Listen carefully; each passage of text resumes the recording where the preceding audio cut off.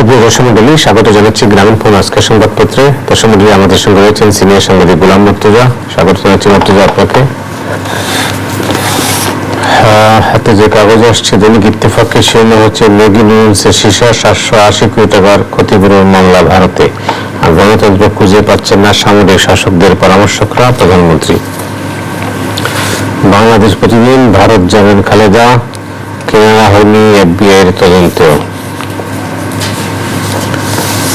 মানবজীবন, তখন তাদের চেতনার দুয়ার বন্ধ ছিল, প্রধানমন্ত্রী। স্বপ্ন পূরণ হল না আলীর। একটা খবর আছে, বীরশ্রেষ্ঠ ছেলের মানবতার জীবন ভিক্ষাও করে। জনকণ্ঠ, রাতারাতি এমপিও, মাদ্রাসায় তুগলকি কাণ্ড, সেনা শাসকদের সঙ্গে থাকার সময় কোথায় ছিল তাদের চেতনা।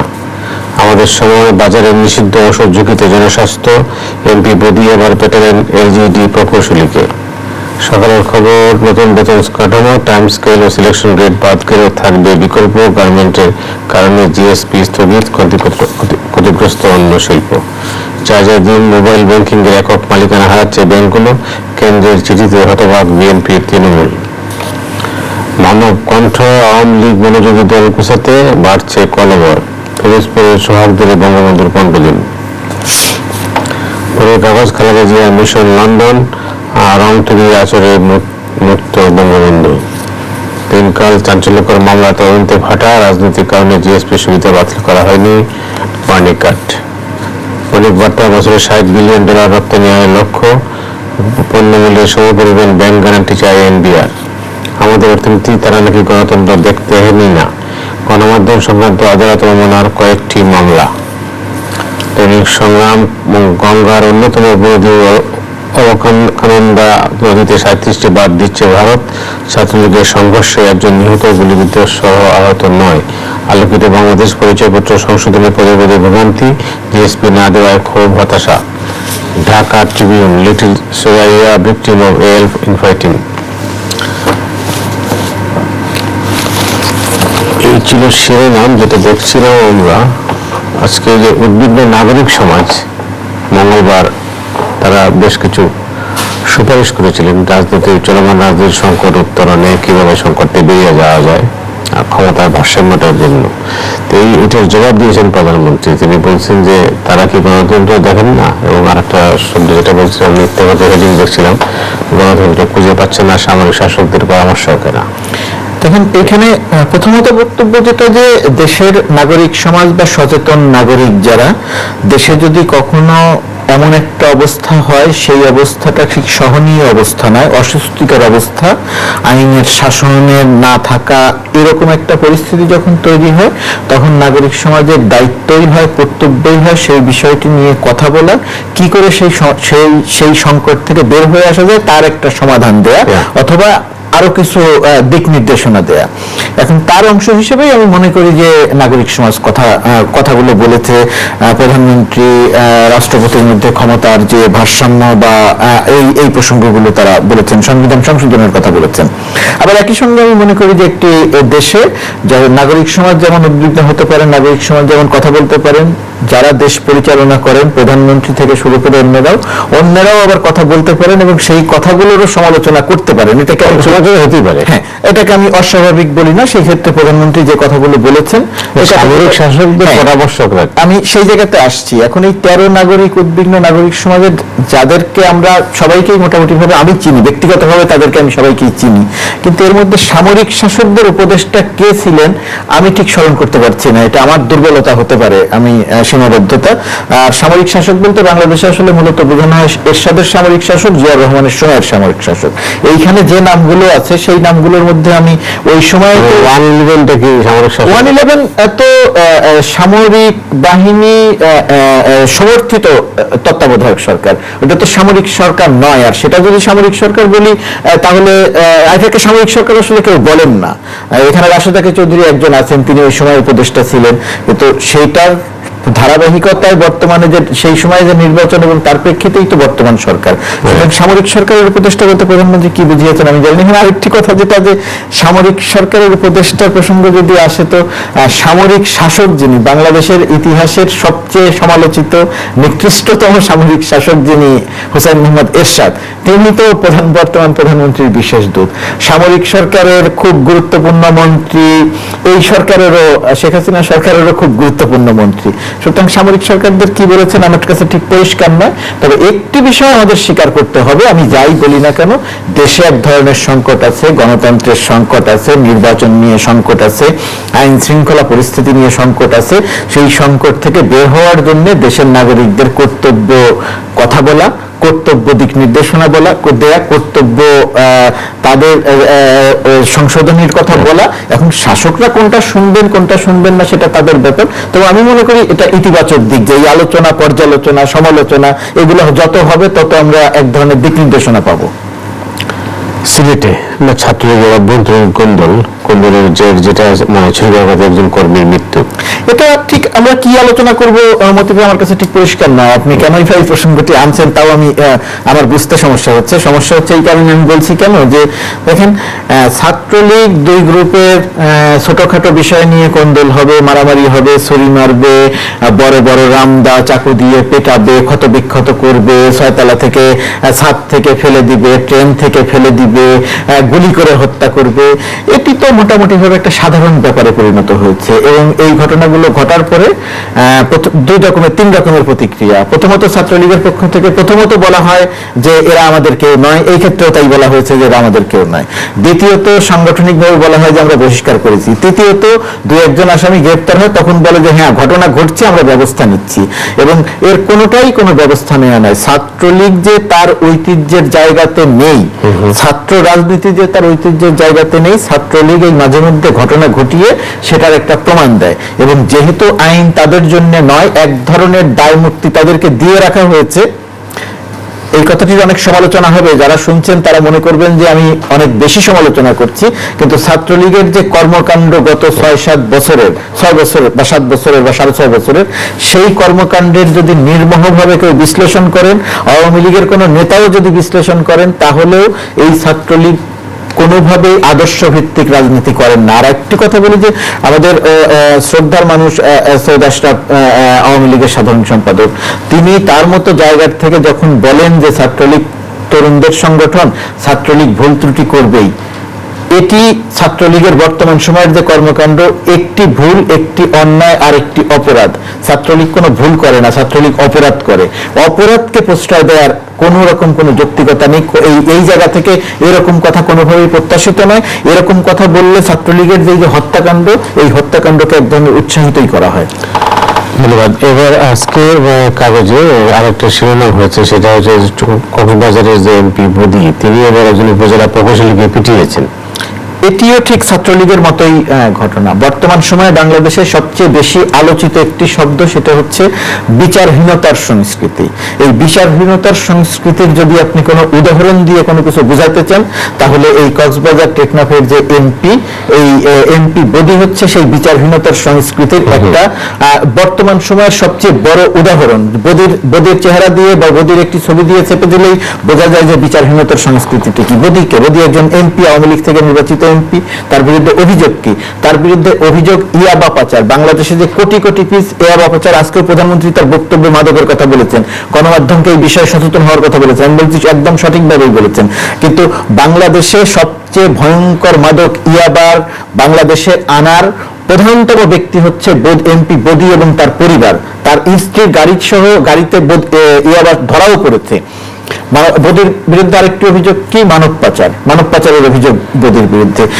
এর বাইরে মিয়ানমার থেকে চোরাচালান বা নানাভাবে যত পণ্য টেকনাফ দিয়ে আসে, তার প্রতিটি পণ্য, প্রতিটি চালানের থেকে বদি এক ধরনের কমিশন পায়। এই সমস্ত অভিযোগের অভিযোগ যার বিরুদ্ধে, তার বিরুদ্ধে আজকে পর্যন্ত কোনো ব্যবস্থা নেওয়া হয়নি। দুদক একটি মামলা করেছিল, সেটি তার বিরুদ্ধে এই সমস্ত অভিযোগ তার ভিত্তিতে নয়। দুদক মামলা করেছিল, সেই মামলায় তিনি জামিন পেয়েছেন। মামলা করেছিল মানে জ্ঞাত আয় বহির্ভূত আয়ের কারণে। সুতরাং বিচারহীনতার সংস্কৃতিতে বদি একটি উদাহরণ, এবং বদি আজকে গতকালকে যাকে পিটিয়েছেন এরকম পেটানোর ইতিহাস বদির এই গত 6-7 বছরে 7 থেকে 8 জনকে তিনি এভাবে পিটিয়েছেন। পেটানোর একটা বড় কারণ থাকে, এখানে বলা হয়েছে যে তিনি মিটিং এ যাননি, মিটিং এ তিনি না যাননি, এটি যদি অন্যায় হয় তার বিরুদ্ধে প্রশাসনিক ব্যবস্থা নেওয়া হয়। কিন্তু পেটানোর নেপথ্যের কারণ সেটি হচ্ছে প্রশাসনের যে সমস্ত কর্মকর্তা তার এই চোরাচালান কেন্দ্রিক সাম্রাজ্যে নানাভাবে প্রতিবন্ধকতা তৈরি করে, নানাভাবে বিরোধিতা করে, তিনি মূলত বেছে বেছে তাদেরকেই অত্যন্ত অশালীন ভাষায় তাদেরকে বিষাদগার করেন এবং কখনো কখনো গায়ে হাত তুলেন। এবং আমরা দেখি যে এই ঘটনার কোন রকম কোনো বিচার হয় না, এবং আবারও বলি যে বিচারহীনতার সংস্কৃতির সবচেয়ে বড় উদাহরণ হিসেবে এমপি বদি এখন দাঁড়িয়েছেন বাংলাদেশে। জিএসপি নিয়ে একটা বিতর্ক হচ্ছে। বিতর্কটা হচ্ছে যে বাণিজ্য মন্ত্রী বলেছিলেন যে রাজনৈতিক কারণে জিএসপি পাচ্ছে না বাংলাদেশ বা দিচ্ছে না আমেরিকা। মার্কিন রাষ্ট্রদূত বলছেন এদের মধ্যে রাজনীতির কোনো সংস্রব নেই। তিনি বলছেন যে না, 16টি শর্ত যেগুলো ছিল সবকটা শর্ত পূরণ হলে সেটা হতে পারে। আমি একটা মন্তব্য দেখছি অধ্যাপক রহমান সুবহান করেছেন, বলছেন যে হাতি বুড়া গাধা সবাই জিএসপি পেল বাংলাদেশ ছাড়া। হ্যাঁ, একদমই সঠিক কথা বলেছেন। দেখেন, এইখানে আমি মার্কিন যুক্তরাষ্ট্রের পলিসি মোটামুটি ভাবে একটু খেয়াল করার চেষ্টা করি। সারা পৃথিবীতে তারা যে সমস্ত কাজ করে আপনি খেয়াল করতে গেলে দেখবেন যে মার্কিন যুক্তরাষ্ট্র হুট করে তড়িঘড়ি করে তাৎক্ষণিকভাবে কোনো সিদ্ধান্ত নেয় না। মার্কিন যুক্তরাষ্ট্রের যে কোনো সিদ্ধান্ত অত্যন্ত লম্বা সময় মাথায় রেখে তারা সিদ্ধান্ত নেয়। তারা দীর্ঘ বছর ধরে কিউবার সঙ্গে যে আচরণ করেছে এবং এখন এসে তার নিজের স্বার্থের প্রেক্ষিতে কিউবার সঙ্গে আবার ভালো সম্পর্ক করেছে। তার নিজের স্বার্থের জন্যই ইরানের সঙ্গে আলোচনা করে ইসরায়েলের বিরোধিতা সত্ত্বেও সে একটি চুক্তি করছে। এখন মার্কিন যুক্তরাষ্ট্রের পলিসি প্রথমত আমাদের বুঝতে সম্ভবত সমস্যা হচ্ছে। আমরা এইখানে বিরোধী দলের সঙ্গে কথা বলার ক্ষেত্রে যে ভাষায় কথা বলছি, আমি মনে করছি যে বিএনপিকে যে প্রক্রিয়াতে মোকাবেলা করা যায় মার্কিন যুক্তরাষ্ট্র সম্ভবত সেই প্রক্রিয়ায় মোকাবেলা করা যায়। আপনি ভারতের রাষ্ট্রদূত বা কোনো একটি বিষয় নিয়ে আজকে কথা বলেন, কালকে তো তীব্র প্রতিক্রিয়া দেখাবে তারা। আপনি মার্কিন যুক্তরাষ্ট্রের রাষ্ট্রদূতকে নিয়ে কথা বলেন, এমপি বা মন্ত্রীকে নিয়ে কথা বলেন, তারা কোনো প্রতিক্রিয়া দেখাবে না। কিন্তু ওই যে কথা থাকবে যে তারা কিছু বললো না কিন্তু তারা এটা ভুলে যাবে না, তাদের এটা মনে থাকবে। আমি মনে করি যে এই নীতির জায়গাটিতে সমস্যা। আমরা ওই আমাদের দেশের রাজনৈতিক ভাষায় যে ভাষায় কথা বলি, মার্কিন যুক্তরাষ্ট্রের সঙ্গে আমরা সেই ভাষায় কথা বলি। আপনি মনে করেন যে রাজনৈতিক কারণ এখানে দৃশ্যমান ভাবে বলা কঠিন, কিন্তু আবার এখানে নাই সেটা বলা যাবে না। তারা যে 16টি শর্ত দিয়েছিল, 1 নম্বর কথা, সেই 16টি শর্ত আমরা পূরণ করতে পারিনি, অনেকগুলো পূরণ করেছি। এখানে একটি খুব গুরুত্বপূর্ণ ইস্যু ছিল, আমরা যেটা ভুলে যাই মার্কিন যুক্তরাষ্ট্রের কাছে, সেটা খুব গুরুত্বপূর্ণ। শ্রমিক নেতা আমিনুল হত্যাকাণ্ড, সেই হত্যাকাণ্ডটির আমরা বিচার করিনি, তারা সুনির্দিষ্ট করে অভিযোগ করেছিল। সুতরাং এই শর্ত পূরণ না হওয়ার ক্ষেত্রে এটি একটা বড় কারণ। আর একটি কারণ যে আপনি রাজনীতি তো নিশ্চয়ই আছে। মার্কিন যুক্তরাষ্ট্র যে সমস্ত বিষয়ে সে কথা বলতে চেয়েছিল, তার যে স্বার্থ সংশ্লিষ্ট বিষয়, গ্রামীণ ব্যাংক থেকে শুরু করে আরো কিছু বিষয়, সেই জায়গাগুলো নির্বাচন, গ্রামীণ ব্যাংক, নির্বাচন, এই জায়গাগুলোতে তো আমরা সন্তোষজনক কোনো জবাব দিতে পারিনি। দিতে না পারার কারণে তারা দৃশ্যমানভাবে জিএসপি দেওয়ার ক্ষেত্রে এই প্রসঙ্গগুলো না আনলেও, মার্কিন রাষ্ট্রদূত না বললেও এই জায়গাটিতে রাজনীতি আছে বলে আমি বিশ্বাস করি। এবং সেটার জন্য কোনোভাবেই বক্তব্যটা এমন বক্তব্যকে আমি সমর্থন করি না, এবং আমি মনে করি এটা প্রত্যাশিত বক্তব্য নয় যে আমাদের আর কিছু করার নেই। আমি মনে করি আমাদের অনেক কিছু করার আছে। আমরা জানি নির্বাচনের জায়গাটিতে আমাদের করার আছে, গ্রামীণ ব্যাংক প্রসঙ্গে আমাদের করার আছে, তাদের যদি আরো কোনো প্রসঙ্গ থাকে সেই জায়গাটিতে আমাদের করার আছে, আলোচনা করার সুযোগ আছে, থাকবে না কেন? এটা তো ব্যক্তি টু ব্যক্তি সম্পর্ক না, এটা তো প্রেমের সম্পর্ক না, এটা তো রাষ্ট্রের সঙ্গে রাষ্ট্রের সম্পর্ক। সুতরাং এখানে করার থাকবে না কেন? নিশ্চয়ই আমাদের অনেক কিছু করার আছে। চাঁদাবাজি, এটা ব্যাপক ভয়ঙ্কর চাঁদাবাজি হচ্ছে এই 15 আগস্টকে কেন্দ্র করে, এবং এবং ফুটপাতের যারা হকার তারাও কিন্তু রেহাই পাচ্ছে না। আর প্লাস অনেক ব্যবসায়ী বাড়িতে ব্যবসা প্রতিষ্ঠানে যেতে পারছেন না, কারণ একাধিক গ্রুপের জন্ম হয়েছে যারা সবাই মিলে চাঁদাবাজি করছে। একটু আগে আমরা যে আলোচনাটি করছিলাম বিচারহীনতার সংস্কৃতি, দেশে গণতন্ত্র থাকা না থাকার যে প্রসঙ্গ, এই চাঁদাবাজির আপনি যে প্রসঙ্গটি বললেন, চাঁদাবাজি এমন একটি বিষয়, চাঁদাবাজি চলে কিন্তু চাঁদাবাজি দেখা যায় না, চাঁদাবাজি চলে কিন্তু চাঁদাবাজির প্রমাণ দেওয়া যায় না। সেই চাঁদাবাজি বাংলাদেশে সবসময় ছিল। আপনি যে ফুটপাতের কথা বললেন, ফুটপাতে সবসময় চাঁদা দিয়েই, ফুটপাতে একজন হকার ফুটপাতে যে ব্যবসা করে সেটা চাঁদা দিবে। এইখানেই হলো প্রশ্ন যে কয়জনকে দিবে। আগে ফুটপাতে ব্যবসা করার জন্য একজনের মাধ্যমে এক একটি অঞ্চল একজনের মাধ্যমে পুলিশকে চাঁদা দিতে হতো। এখন সেখানে যুবলীগ আছে, ছাত্রলীগ আছে, আওয়ামী লীগ আছে, স্বেচ্ছাসেবক লীগ আছে, ওলামা লীগ আছে, অনেকে যোগ হয়ে গেছে। এখন যারা ব্যবসা করছেন তারা যখন একই সময়ে একাধিক ব্যক্তিকে চাঁদা দিতে হচ্ছে প্রতিষ্ঠানকে, তখন তাদের আর ব্যবসা তারা করতে পারছে না। এটি তো সাধারণ পর্যায়ের চাঁদা। ব্যবসায়ী পর্যায়ে, বড় পর্যায়েও চাঁদার বিষয়গুলো তো যে বললাম সেটা নিয়ে কথা বলা অত্যন্ত কঠিন, কারণ চাঁদা ঘটনা চলে কিন্তু এটার প্রমাণ দেওয়া যায় না। এই সবকিছুর পেছনে আসলে যে বিষয়টি সেটি হচ্ছে বিচারহীনতার সংস্কৃতি এবং যারা অপরাধী তাদেরকে বিচারের আওতায় আনতে না পারার প্রসঙ্গটি। যদি এই সংস্কৃতি চালু হয়ে যায়, একটি হত্যাকাণ্ড ঘটে, সেই হত্যাকাণ্ডের বিচার হয় না, ব্লগাররা মারা যাবে, বিচার হবে না, আপনি ধরতে পারবেন না, কিন্তু বলবেন যে নানা রকমের কথা বলবেন, সেই প্রেক্ষিতে যারা হত্যা করে তারা উৎসাহিতই হয়। চাঁদাবাজকে আপনি ধরবেন না, চাঁদাবাজকে এক ধরনের পৃষ্ঠপোষকতা দেবেন, তার আপনি সমস্যার সমাধান করবেন, সেভাবে কোনোদিন সমস্যার সমাধান করা যায় না। বাংলাদেশে এই সমস্যাটির সমাধান করা যাচ্ছে না। দেখেন, আর সবচেয়ে বড় কথা যে আমাদের আরেকটি বিষয় তৈরি হয়েছে বিচারহীনতার সংস্কৃতির, সেটি যে আমরা যে একটি ঘটনা ঘটছে, ঘটার পরে সেই ঘটনাটির গুরুত্ব কমানোর জন্য আমি বলছি যে সবকিছুই ঠিক আছে, আমি সফল হয়েছি, কিন্তু এটি একটি বিচ্ছিন্ন ঘটনা। এখন সারা দেশে 3.5 বছরে যদি 968 জন শিশুর মৃত্যু হয়, আর আমি যদি বলি যে এটি একটি বিচ্ছিন্ন ঘটনা, তাহলে তো সত্য নয় শুধু, এই যে চাপা দেওয়ার যে সংস্কৃতি, এই চাপা দেওয়ার সংস্কৃতিতে তো আমি চাঁদাবাজিও বন্ধ করতে পারবো না, আমি শিশু মৃত্যুও বন্ধ করতে পারবো না, আমি ব্লগার হত্যাকাণ্ডও বন্ধ করতে পারবো না, আমি নারী নির্যাতনও বন্ধ করতে পারবো না। আমি যদি শুধু মুখে বলি যে আমার উন্নয়ন হচ্ছে, দেশে গণতন্ত্র আছে, আমরা এই যে কথা বলছি, কথা বলা যাচ্ছে, মানুষের আয় বাড়ছে, যদি শুধু মুখে বলি, এই মুখে বলা কথা তো হবে না। মানুষ তো সব দেখে, মানুষের চোখ আছে, দেখে, কান আছে, শোনে, সে তো সব কিছু দেখতে পারে। সুতরাং এই জায়গাগুলো তো অত্যন্ত স্পষ্ট। এই স্পষ্ট জায়গাতে আমি যতই কথা বলি, মানুষ যতক্ষণ না দেখবে, যতক্ষণ না তার দুঃখিত, যতক্ষণ না তার জীবনের নিরাপত্তা থাকবে, এখানে কিন্তু আয় ব্যয়ের হিসাব, টাকা থাকা না থাকার হিসাব কিন্তু অনেক বেশি মানে গুরুত্বহীন হয়ে যায় এই জায়গাগুলোতে। আপনি আপনার বক্তব্য আপনি বলছেন যে ব্লগারদের বিষয়টা, তো আপনি এই প্রসঙ্গে আপনাদের স্ট্যাটাস দেখছিলাম ব্লগারদের নিয়ে, এটা আপনার এই এই যে ভূমিকা বা যে বক্তব্যটা আপনি উপস্থাপন করেছেন, এটা আপনার কেন মনে হলো? দেখেন, ব্লগারদের হচ্ছে যে যারা হত্যা করছে তারা মানুষ হত্যা করছে। ব্লগারদের বিরুদ্ধে অভিযোগ আছে তারা ধর্মকে আঘাত দিয়ে লিখেছে। বাংলাদেশের যে প্রচলিত আইন আছে, সেই প্রচলিত আইনে আমি বা আপনি যদি ধর্মকে আঘাত দিয়ে, ধর্মের বিরুদ্ধে যদি কিছু লিখি, মানুষের মনে যদি আঘাত দিই, আমার বা আপনার বিরুদ্ধে বা যে কারো বিরুদ্ধে ব্যবস্থা নিতে পারে। সরকারের জায়গা থেকে সরকার এই জায়গাটিতে 1 নম্বর কথা ব্যবস্থা নেয়নি। যখন ব্লগাররা হত্যাকাণ্ডের শিকার হচ্ছেন, তখন আপনি হত্যাকারীদের ধরতে না গিয়ে, হত্যাকারীদের না ধরে আপনি বলছেন যে ধর্মের বিরুদ্ধে যারা লেখে তাদের বিরুদ্ধে ব্যবস্থা নেওয়া হবে। এই তাদের বিরুদ্ধে ব্যবস্থা নিতে গিয়ে আপনি এক ধরনের, ওরা যে এই যে হত্যাকাণ্ডগুলো হচ্ছে, হত্যাকাণ্ডকে এক ধরনের জাস্টিফাই করা হচ্ছে। এই ব্লগারদের বিরুদ্ধে ব্যবস্থা নেওয়া হবে বা ধর্মের বিরুদ্ধে যারা লিখছে তাদের বিরুদ্ধে ব্যবস্থা নেওয়া হবে, সেটা কথা বলার সময় এখন নয়। এখন সময় অপরাধীদের ধরার। আর ধর্মের বিরুদ্ধে যারা লিখবে সেটা যে কোনো সময়, সবসময় সরকারের এক ধরনের সচেতন থাকা দরকার যে তাদের বিরুদ্ধে ব্যবস্থা নেওয়া দরকার। আপনার সবচেয়ে বড় বিষয় এখানে দাঁড়িয়ে গেছে যে আপনি তালিকা করে ব্লগারদের হত্যা করা হচ্ছে, মানুষকে হত্যা করা হচ্ছে, আপনি কাউকে ধরতে পারছেন না। ধরতে তো পারছেনই না, দৃশ্যমানভাবে আপনি কোনো তদন্ত করছেন না। আপনি দৃশ্যমানভাবে তদন্ত করছেন না। একটি হত্যাকাণ্ড ঘটছে, ঘটার পরে আল কায়েদা বা আনসারুল্লাহ বাংলা নামক কেউ একজন দায়িত্ব স্বীকার করছে, আর আমাদের পুলিশ ধরে নিচ্ছে যে তারাই হত্যা করেছে। তাদের কাছে কোনো প্রমাণ নাই, তাদের কাছে কোনো, তাদের নিজস্ব তদন্তে কোনো অগ্রগতি নেই।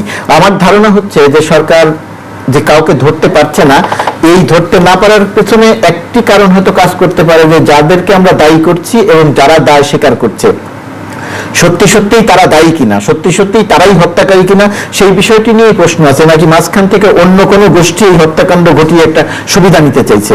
সরকারের জায়গা থেকে আমাদের বক্তব্য যেটা, যে তদন্তটা নির্মোহভাবে সঠিক হওয়া দরকার।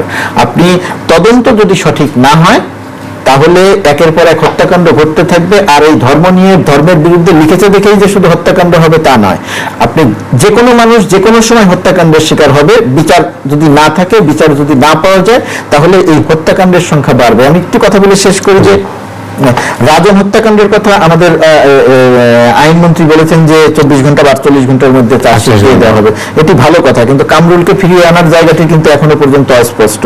রাজন হত্যাকাণ্ডের কথা আপনি বলছেন 48 ঘন্টার মধ্যে চার্জশিট দিয়ে দিতে, নারায়ণগঞ্জের টকিকে যে হত্যা করা হলো, দুইজন যে 164 ধারায় জবানবন্দি দিল, চার্জশিট প্রস্তুত হলো, র্যাব বলল যে আমরা চার্জশিট দিব, সেই চার্জশিটটি কোথায় গেল? এটি নিয়ে কথা বলি না কেন আমরা? তকি কি একজন মানুষ না? তকির কি একটি সম্ভাবনা নয় মানুষ ছিল না? তকির বাবার কি কষ্ট নাই? তকির মায়ের কি কষ্ট নাই? তকির জন্য কি নারায়ণগঞ্জের মানুষের দুঃখ বেদনা নাই? তাহলে এই বিচারটি হয় না কেন? এই বিচারটির ব্যাপারে আমাদের লোকজন কথা বলেন না কেন? আইনমন্ত্রী কথা বলেন না কেন? আমাদের তো সব হত্যাকাণ্ডের বিচার চাই, সবগুলো জায়গাতে আমরা সমান বিচার হোক, মানুষের অপরাধীর শাস্তি হোক, এটা দেখতে চাই। তবুও 48 ঘন্টার মধ্যে যদি চার্জশিট হয় সেটা ভালো কথা, এটা খুবই ভালো ব্যাপার, কিন্তু একই সঙ্গে ভালো ব্যাপারের সঙ্গে এখানে আইনগত জায়গাটিতে আমার একটি সন্দেহ থেকে যায়, যে কারণে আমি বলছি আমার সন্দেহটা যদি ভুল হয় আমি খুশি হব যে কামরুলকে কেন ফিরিয়ে আনা হচ্ছে না, ফিরিয়ে আনার উদ্যোগটি এত অস্পষ্ট কেন? কামরুলকে ফিরিয়ে আনার ক্ষেত্রে বলা হচ্ছে চার্জশিট দিয়ে দিলে সুবিধা হবে, আদৌ এই কথাটি সত্য কিনা সেটা নিয়ে একটা বড় ব্যাপার আছে। অনেক ধন্যবাদ আপনাকে মুর্তজা। দর্শক মণ্ডলী, আজ এ পর্যন্ত। আপনার সবাই ভালো থাকুন, শুভরাত্রি।